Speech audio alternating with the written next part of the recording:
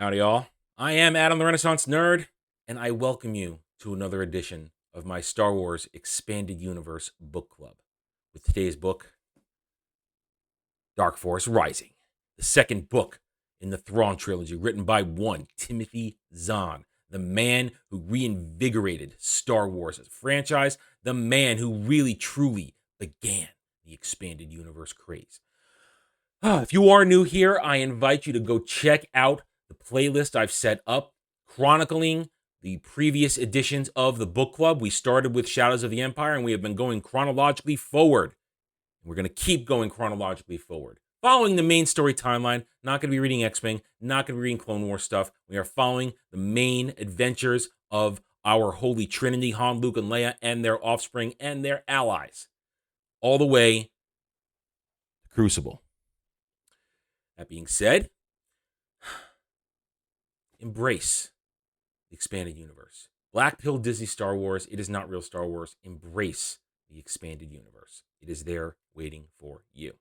All right. Now, we are going to go over Dark Force Rising. I'm going to go through it. I'm going to lay out the story. I'm going to do it in character arc blocks. Otherwise, I'll be jumping back and forth, and that's a little annoying. And unfortunately, there are going to be many spoilers. Normally, I try to avoid spoilers, but considering that we're coming in from the last book and where we're going, and a lot of the plot points, which have to be analyzed at the end for criticism and forgiving that criticism, forgiving those problems, I can't avoid them. So there will be spoilers all the way to the last page. And what else? I think that's pretty much it.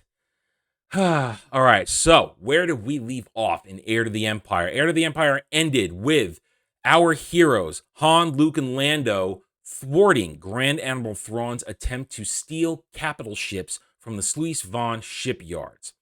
Thanks to a little perceptive Force intuition from Luke, and Lando being there with the luck of having the ability to control the mole mining machines, they stopped Thrawn from getting too many ships, and Thrawn, realizing he was beat, retreated, knowing that it was just one battle in his war, but Thrawn has a big, grand plan in mind.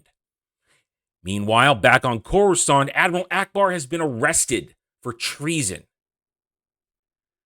because the Bothan counselor Borsk Felia wants power, and he'll do anything to get it.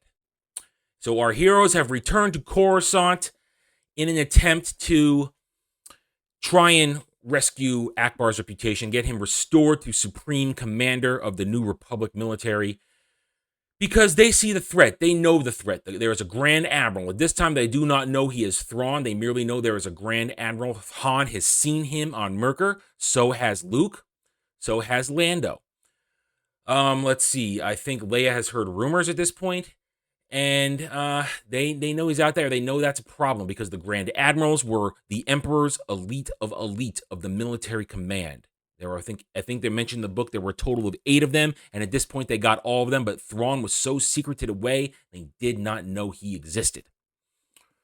So, our heroes decide that they have to save Ackbar. But to do that, they got to dig up evidence that Felia has possibly manufactured it and is behind it. And possibly Felia is the one who is in league with the Imperials. Meanwhile, they're always constantly concerned because there is a leak in the New Republic right there in the Imperial Palace, which they are occupying as their center of government on Coruscant. Somehow, Thrawn keeps getting information, and we know Thrawn calls it the Delta Source. So our heroes decide that they have to go rescue Ackbar. So Han, Luke, and Lando end up heading off in one direction to a place called New Cove, while Leia must continue her own mission to liberate the Nogri species from their servitude to the Empire. Meanwhile, Grand Admiral Thrawn is moving forward with his own plans. Yes, plans is a good word, plans. We know there is the Mount Tantus project, which is early on in the book. We don't really know what it is yet, but by the end of the book, we really know. At the same time, he is seeking to find the Dark Force. What is the Dark Force? The Dark Force, as we learn when we return to Mara Jade and Talon Card, the Dark Force is a pre-Clone War fleet that was constructed to be slaved together to minimize the need for massive crews on these huge dreadnought battle cruisers. They were basically, you could slave them all together and you can command them from basically one ship with a minimal crew of 2,000 per ship. And there were over 200 of these dreadnoughts. But there was a problem. What was the problem?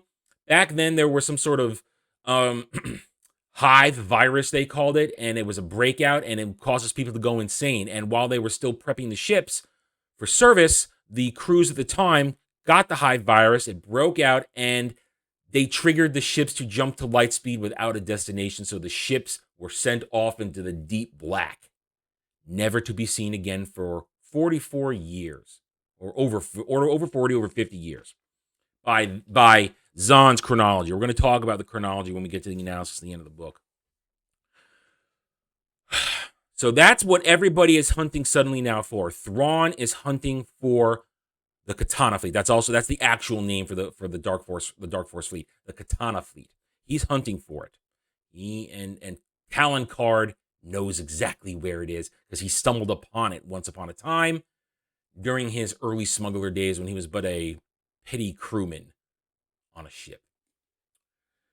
So now we're going to be following 3 different arcs. Han, Lando, for a moment Luke, and then Luke's going to go off his own. We got Leia's mission, and interspliced in that is Mara Jade, because Mara Jade will come around and join up with Luke in his arc.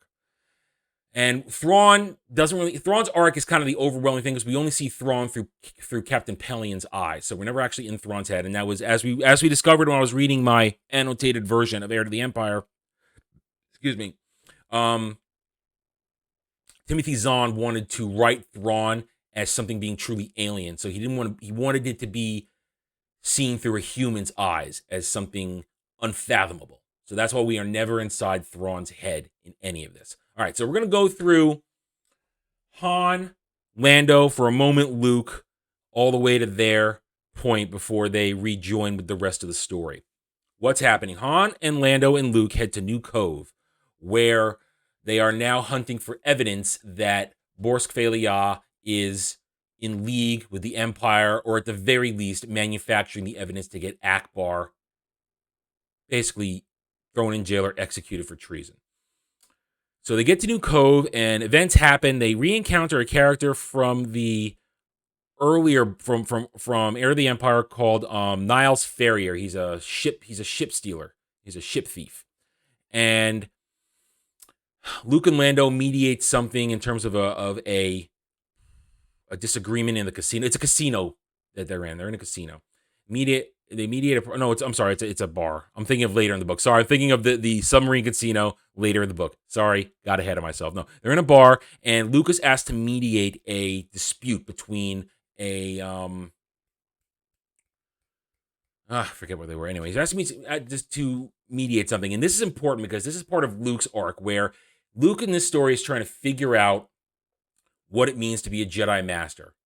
What it means to be a Jedi Master, because he knows he's going to have to train Leia's Jedi twins one day, and possibly others, and Leia herself. And he's feeling unworthy. He's not feeling like he's prepared for it.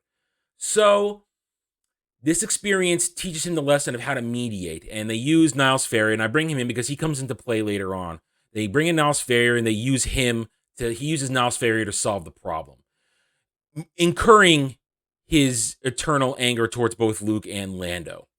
Meanwhile, Han is dicking around trying to find evidence that Felia is doing stuff. And in the middle of it, he is following what he believes is a bounty hunter or a shady individual. But what happens is he instead gets picked up by we'll call her Irenez because that's her name. Irenez, who is working for another group. I'm sorry, he's following one of Felia's attendants. I apologize. I'm confusing it with Mara's arc later on. Sorry. It's all up here and I got to organize it in my head, and I didn't take any notes again. I'm riffing from memory. Bear with me.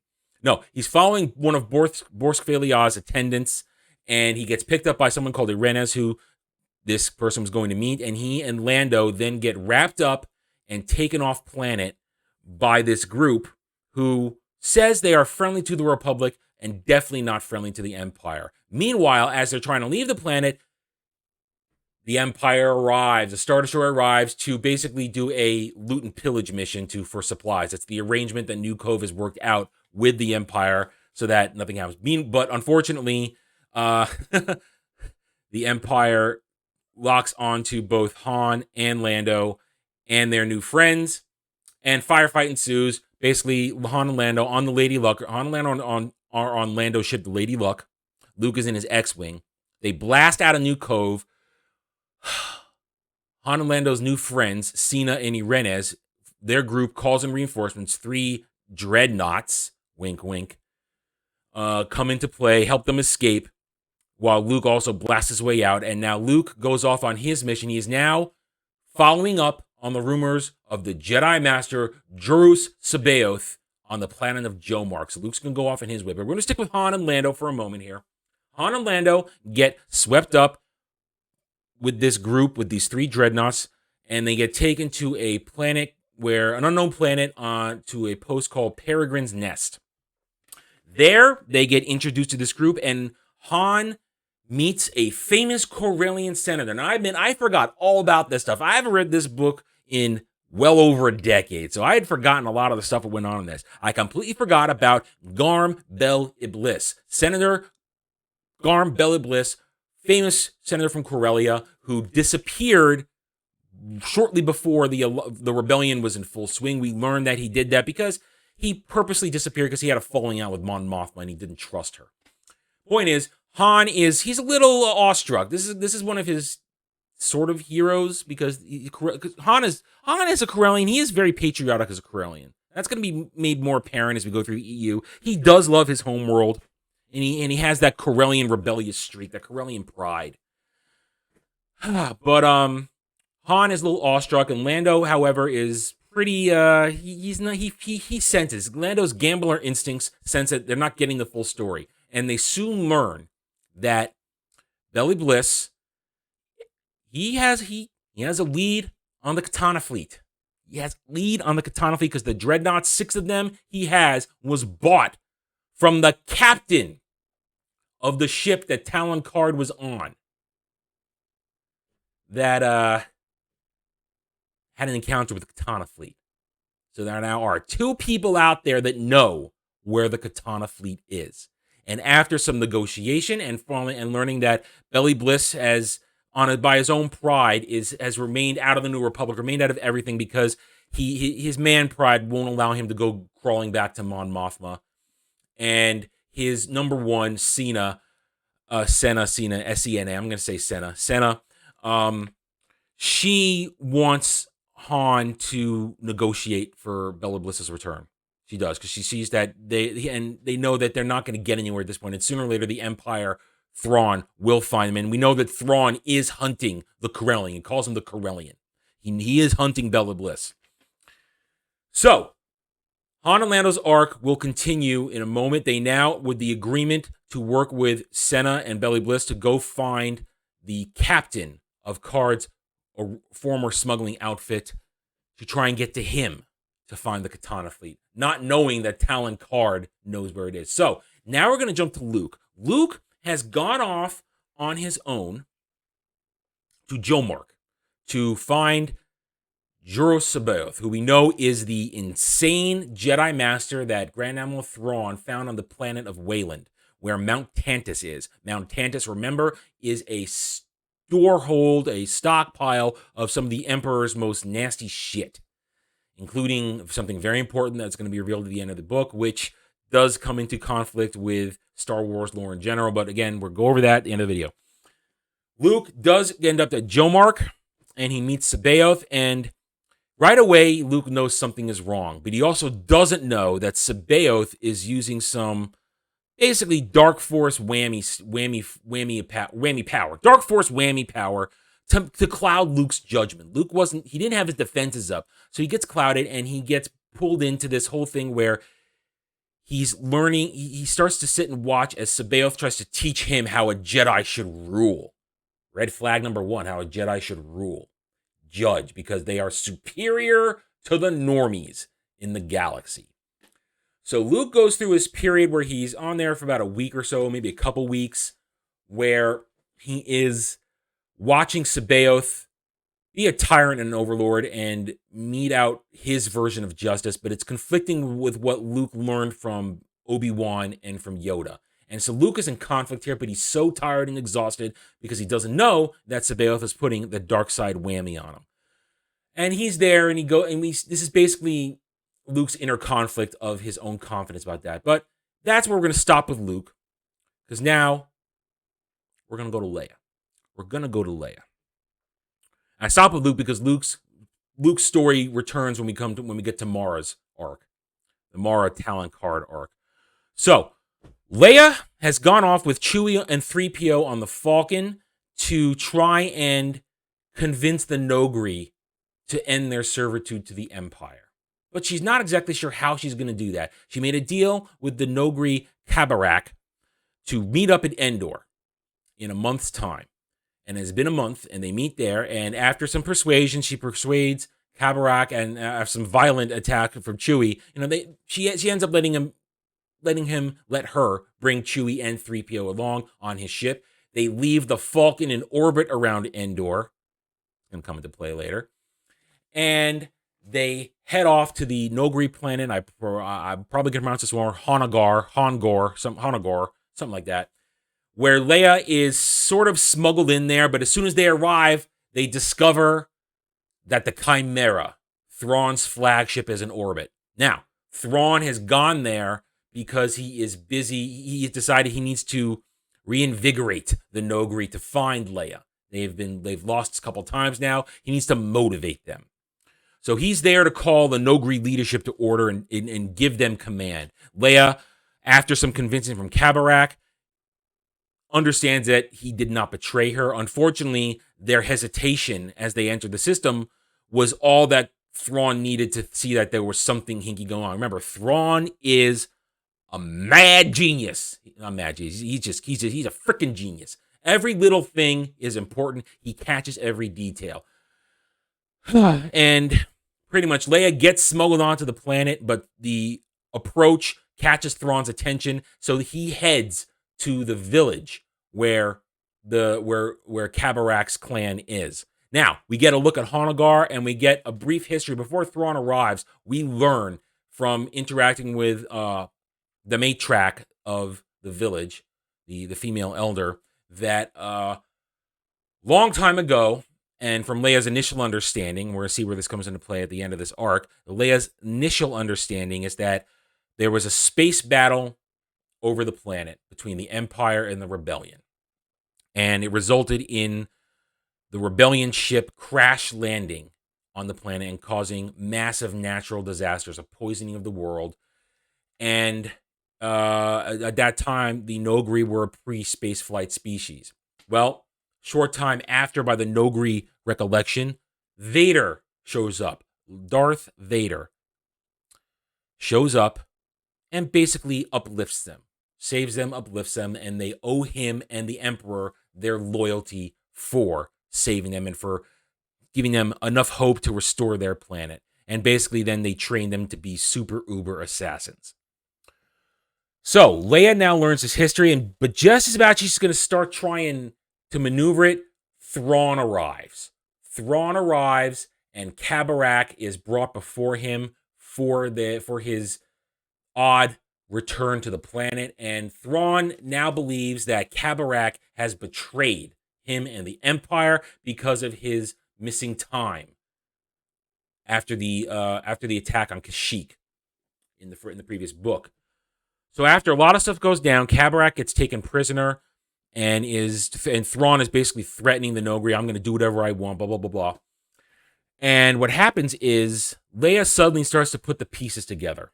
She starts to put the pieces together of what happened with the Noghri history. And meanwhile, also she's desperately trying to convince them, and she can see the general evidence that the Empire is abusing their trust, but she doesn't have the evidence. And what happens is, at one point, after Thrawn leaves, her and Chewie and 3PO manage to dodge Thrawn completely, just barely. She gets a glimpse of him too. Dodges him barely, and she's, for like a week, she's sitting there trying to figure it out. And then she's looking at this genealogy on the wall of the main central building of this village that she's in.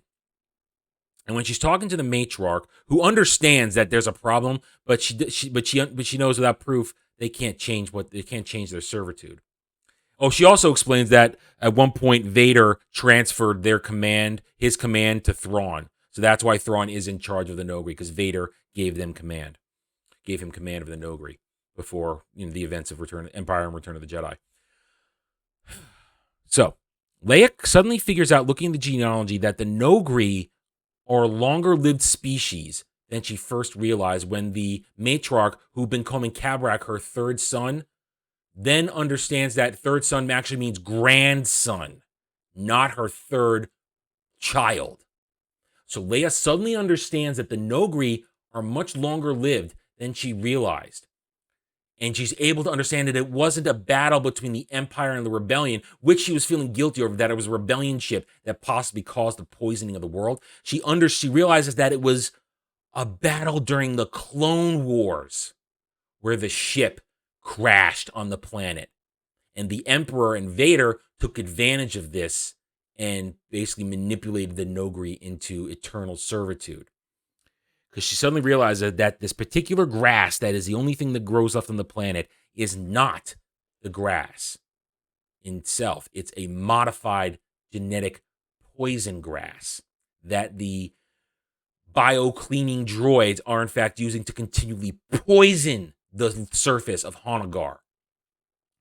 On a hunch, Leia gets Chewie to get the grass sample, and then she convinces the matriarch to convene the Dynas in the central city, and after this big display where she uses the Force and her lightsaber to get their attention, and it's Leia at her most powerful right now in terms of being a diplomat and a leader and a strong woman all in her own right, with no demeaning of men in sight.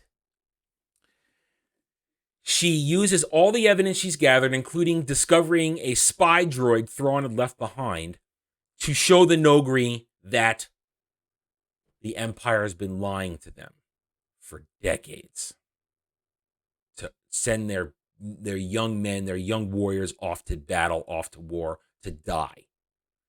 The Noghri are convinced, but now they need their time to talk about it. So Leia is given a ship with 3PO, Cabrak, and Chewie, and she heads back to Coruscant with her new information. Now, Mara Jade and Talon Karrde. This is going to be quick because we're going to go right back into Luke's arc. Mara is picked up by the Imperials on a planet that we were on in the last book, where Han, and after a nice little scene with Wedge, she picks up a ship that had been left behind by Han and Lando during their deal with Karrde in the first book. She gets picked up by Thrawn immediately. She gets busted by Thrawn, who've been looking for Karrde. And what happens is, actually, she gets picked up by a bounty hunter, who then turns her over to Thrawn. And Thrawn, she basically goes back. She tries to use her old ties as the Emperor's hand to get out of it, and she temporarily betrays Karrde, who is summarily then captured by Thrawn, who breaks the deal he makes with Mara to give her 8 days. And basically, so Mara is now on a mission. She feels guilty about betraying Karrde. She knows she needs to rescue him, so using her Emperor hand codes given to her by Palpatine himself, she finds out that where Karrde is being held on the Chimera, and she also finds out where Luke is. She finds out that Luke is on Jomark. So Mara heads to Jomark, and she makes sure to bring an Isla Miri with her, because she knows she's going to be dealing with Sabaoth, who is mad. So she gets to Jomark. Sabaoth tries to knock her out of the sky with a telekinetic rock attack boulders on her ship. She manages to land after a very amusing encounter with R2 in Luke's X-wing. Mara convinces R2 to take her over to where Luke is, and thanks to the Isla Miri, she's able to get Luke free of the Dark Force whammy that Sabaoth was putting on him, and together they're able to overcome Sabaoth, who just goes full madman. I mean, Luke had been suspecting it. but he was so clouded, he didn't have the energy to go through with it or put all the pieces together. But they managed to overcome, especially with R2, who fires off the X-Wing cannons, and the explosion knocks Sabaoth out. And Mara wants to kill Sabaoth because she's an assassin by training. Luke says, no, that's not the Jedi way. I'm not going to kill him in cold blood because I think I can still heal him. I saved Vader. I saved my father. I want to try and save him. So we're going to leave him now, get out of here. And Mara's like, okay, fine. Damn you, Skywalker.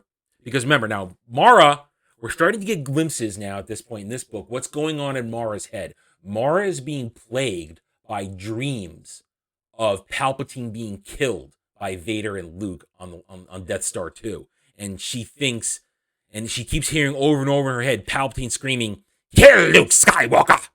Kill Luke Skywalker! She hears that over and over her head, which is why she has the uncontrollable urge to kill Luke Skywalker, but she's able to suppress it because her guilt and her need to save Card. So Luke and Mara put together a plan to infiltrate Thrawn's flagship, the Chimera. They go back to it. They get on board using a resupply chain, supply ships to sneak on board. And then they go through this whole thing. Luke's in a trash compactor having flashbacks to Death Star 1. All kinds of fun stuff. Luke and Mara successfully break out Card. But one little thing, one little trip up of a momentary circuit break, I think it was, catches Thrawn's eye before he goes to bed while he's doing one last check. And Thrawn says, that's it, we've got intruders. Just that one little thing, Thrawn catches it. He catches it, and he turns the alarms on. The entire ship is now hunting for Luke, Mara, and Card. And after some shenanigans, I forgot to say, I'm sorry, Thrawn picked up the Millennium Falcon on Endor.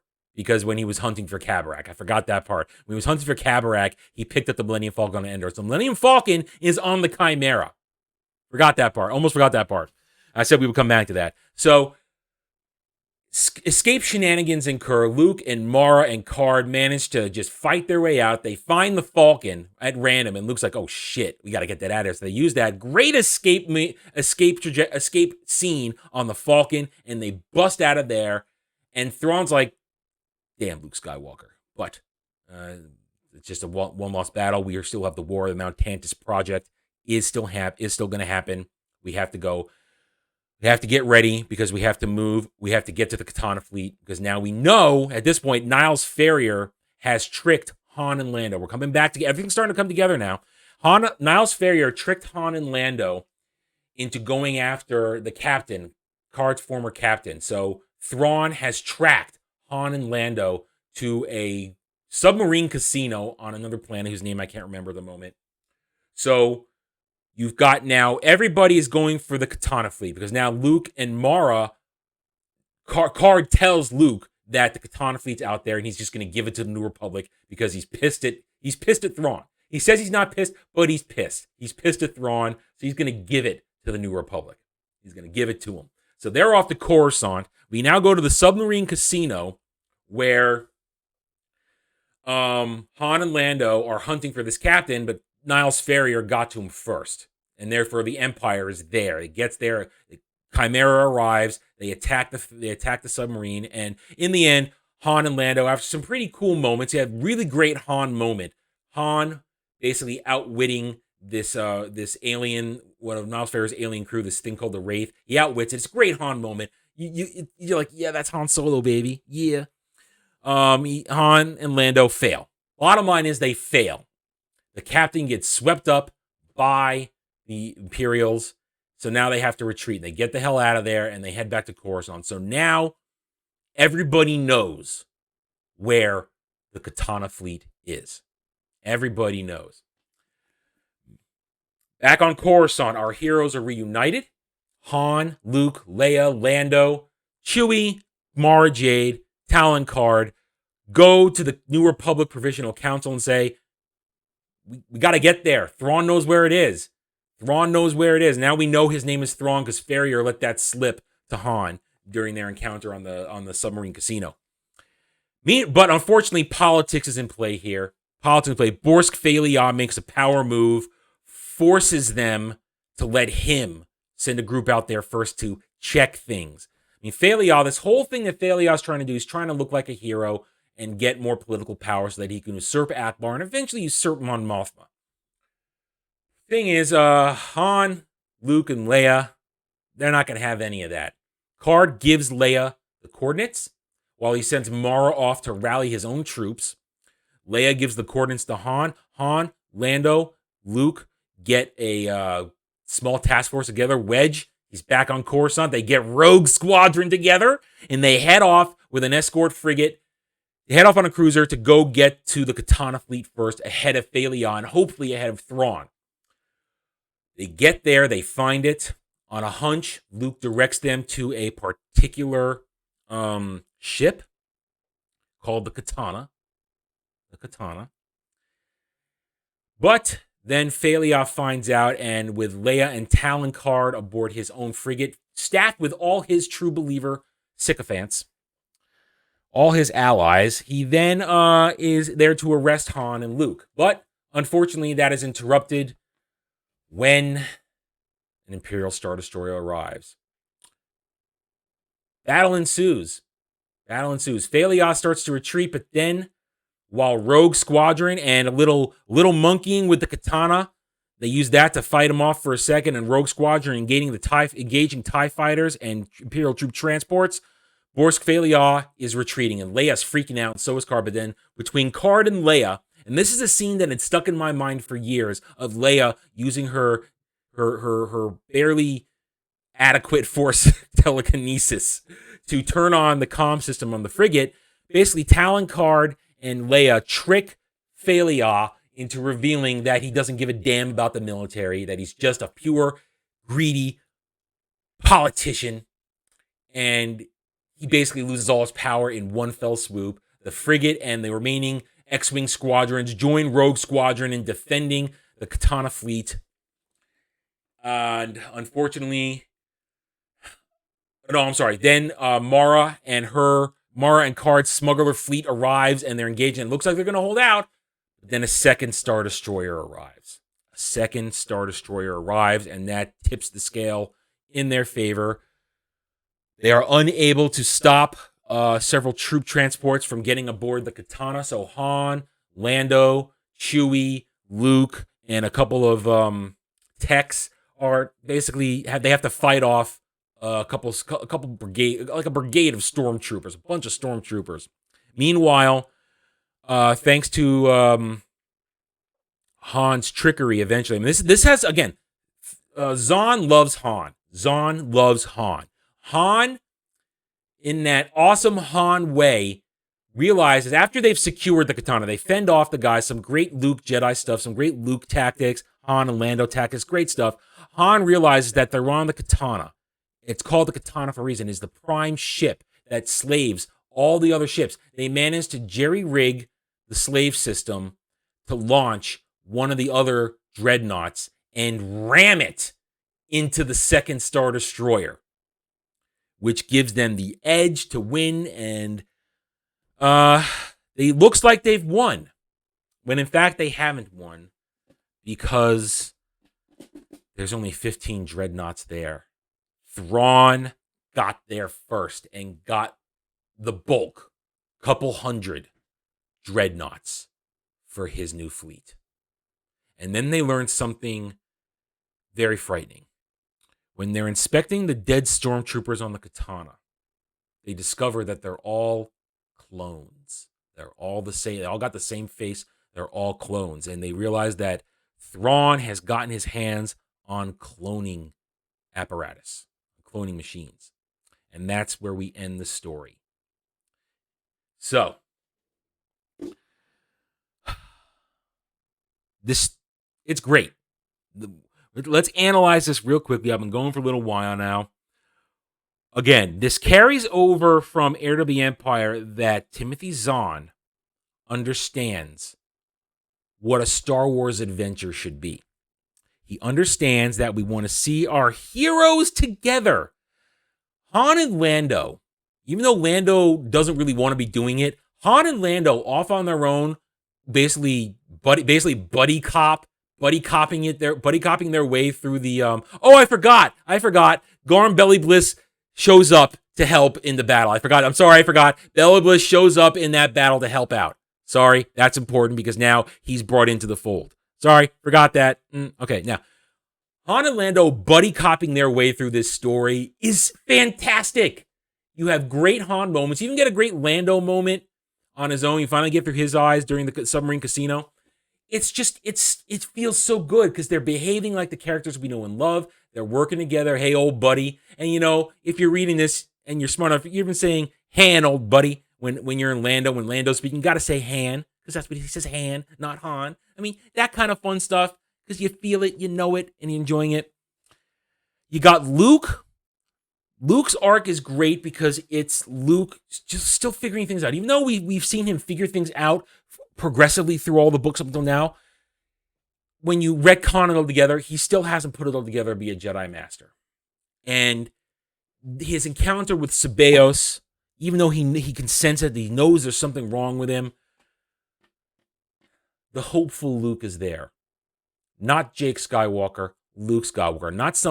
Luke Skywalker is not somebody who gives up. He always has hope. And even after all his encounter with Ceballos so far, he wants to try and save him.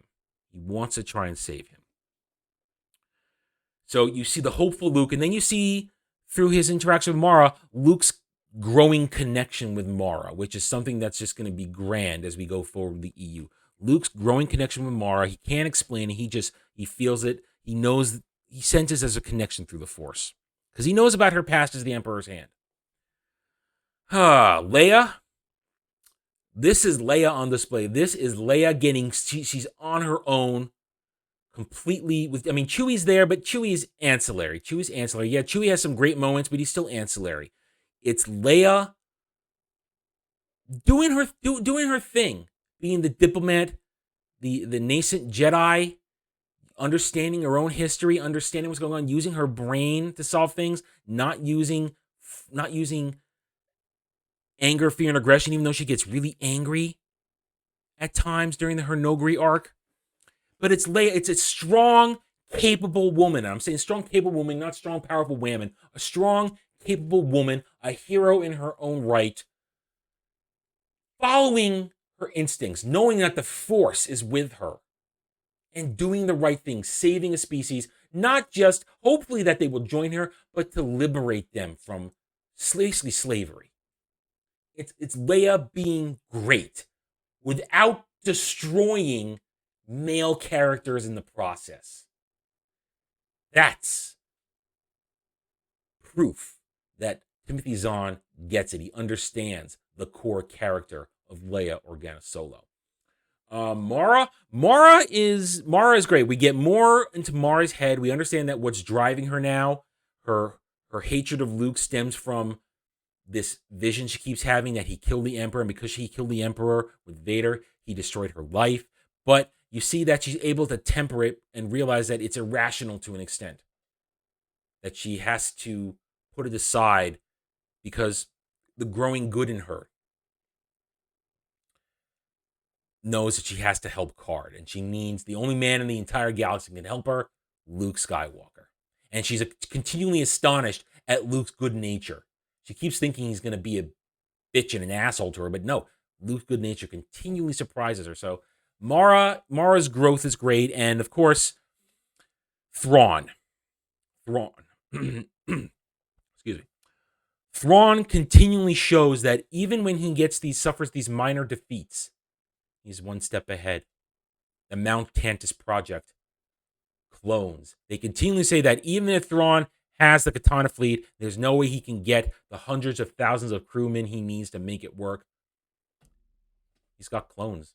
He found the cloning technology in Mount Tantus, and he's been making clones for months now. Now, unfortunately, this brings us into a little bit of retconning chronological conflict, and this is one of the few drawbacks of the book, aside from a couple of smaller things. Let's remember, when Zahn wrote these books, all he had to work with was the tabletop RPG stuff and a little help from the Lucas Arts at the time. Lucasfilm, Lucas Arts were still growing as a major company in the early 90s. They weren't the behemoth they were in the aughts yet. So he was working on the information they gave him, and unfortunately, and I looked at it, I broke open the timeline from one of the later books. Leia's math for the Clone Wars is off by about a decade. It's off by about a decade. But you know what? We forgive it because George hadn't laid out the Clone Wars timeline yet. He hadn't done it yet. He hadn't figured it out for himself yet. So we have to forgive it. And you know what? Timothy Zahn gave us the perfect tool for an acceptable retcon and all this in the annotations in Heir to the Empire there that I read before, saying basically, unreliable timekeeping across the galaxy. You have to chalk this up to unreliable timekeeping across the galaxy because we're talking about an entire galaxy that may not be keeping time the same way. So we're just going to chalk it up to unreliable timekeeping to allow the retcon of Leia's bad timeline math. But it still is fascinating. And also the fact that they mentioned the cloning technology mentioned at the end here. It's right at the end here, so I don't have to get notes. It's right at the end. You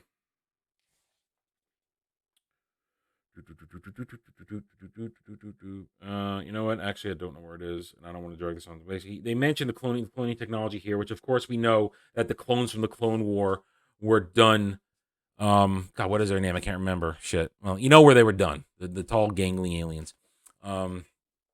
We know where the clones came from. So the fact that the Emperor has other cloning technology, I mean, I'm curious with other cloning technology out there, but you know, you got to say, okay, this is just other cloning technology that was available and the Emperor stored it away because we know clones and the Emperor, that's still a thing. That's gonna be a thing. We'll get to that when we get to Dark Empire. But there you go. There you go. These books are great. These books are great because you're pulled in. You're pulled in and you feel the love and attention put into this stuff. You feel the Star Wars. Well, where we're going next, we are going to The Last Command. The Last Command, the grand conclusion to the Thrawn Trilogy. And the title itself is fascinating. That when you understand, by the end of the story, you understand why the book is called The Last Command. All right, what is today? Today is December 6th. Let's take a look. It's December 6th. Let's try for after Christmas. I'll try for after Christmas. I got a lot of stuff to do. I got a lot of content to put out. Let's try for after Christmas for Last Command video. I'll put out an announcement for that in the next week or so.